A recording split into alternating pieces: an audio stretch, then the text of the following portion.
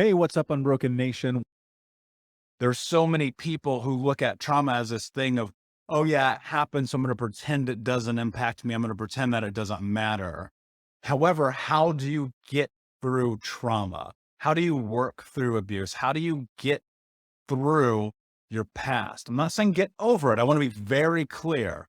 I'm not saying, okay, how do you get over your past? How do you forget about it? What I'm saying is, how do you work through it? How, despite all the insanity that may have happened, all the chaos, all the years of being stuck in the vortex, do you get to a place where you're good? And that's what I want to talk to you about today. Recently, somebody asked me a really important question. And they're like, how do you feel about the difference between getting over trauma and working through it? And I don't think that getting over trauma, air quotes there if you're not watching, I don't believe that getting over trauma is really something that happens. And this is my own experience, and your experience may be different. And what I mean by that is getting over it is kind of just thinking about nonchalantly, it doesn't bother me. It doesn't impact me. It's not a part of my daily life. My experience, and this is my experience, is this. I believe that we are the sum total of all of the experiences that we've had leading up till this very moment. And if we take that into consideration, what that leaves us with is this understanding that we are the complete person right now in this moment based on everything that's happened to us leading up until now. So every good thing, every bad thing, every in between, every kiss, hug, tear, punch, all the things, right, equal right now. And we can't change that.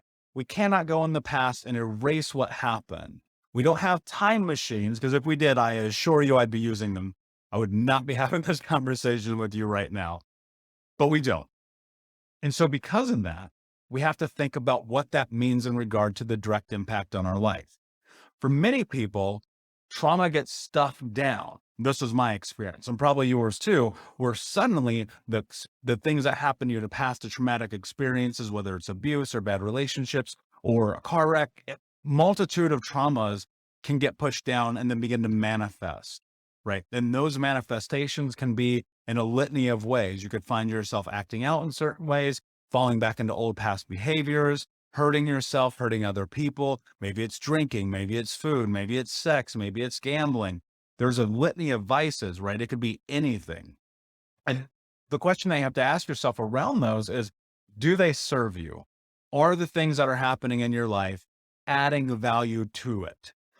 And for a lot of us, the answer is no when it comes to those negative behaviors. Yes, even working out too much can be a really bad thing, right? I think that a lot of people recognize that, especially now as we move into these better understandings of not only our own mindset, but our bodies and our health and what's important and how to kind of navigate the world.